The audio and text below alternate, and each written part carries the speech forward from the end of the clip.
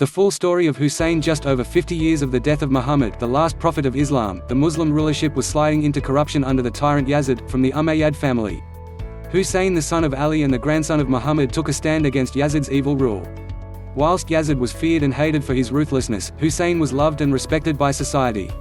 Yazid realized this, and understood that if he could convince Hussain to support him, the people would too.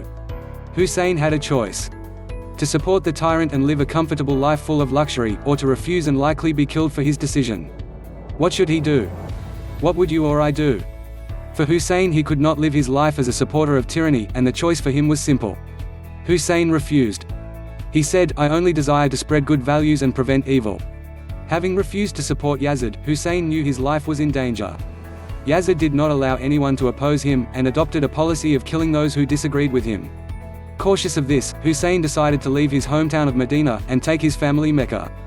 Mecca, the capital city of Islam and home to the Kaaba, Hussain hoped Yazid would respect the holy city and not follow Hussain and his family. However, Yazid did not. Forced to leave Mecca, Hussain set course for Kufa, a city in Iraq where he had received letters of support from. Yazid predicted this and sent a huge army to block Hussain from reaching Kufa, and force them to the desert town of Karbala. Once they reached Karbala, Hussain with his family 72 companions were surrounded by Yazid's forces of up to 30,000 men. Despite being hugely outnumbered and with limited access to water, Hussain refused to give up. Yazid gave Hussain a final choice: to either support the government, or be killed. After receiving the final ultimatum from Yazid, Hussain realized he would be killed in a matter of days.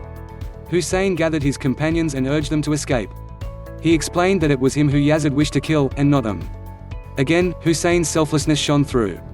Having been deprived of water in the hot desert, he urged his supporters to save themselves. Despite this, Hussain's men stayed loyal to him and stayed true to their principles. Within a few days, Yazid ordered his army to kill Hussain and his companions. When the dust settled, Hussain and his companions were killed. Throughout, the forces of Yazid promised him he could leave freely if he chooses to support Yazid, but every time Hussain refused and was eventually killed, holding firmly to his principles.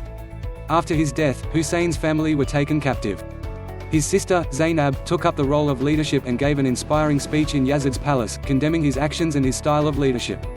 Zainab was one of the first to be inspired by Hussain's stand and his principles. Despite the sexism that existed in society at the time, she refused to be silent and held Yazid and his ministers to account for their role in the moral decay of society. Hussain's example is that one man can stand against an army, and in giving his life inspire those after him to overthrow the abusive Umayyad dynasty. Just as those who lived in the 7th century were inspired by Hussain's stand, so are the millions today who pay homage to Hussain for his stand and mourn his death. People from all around the world visit the grave of Hussain in Karbala to pay their respects.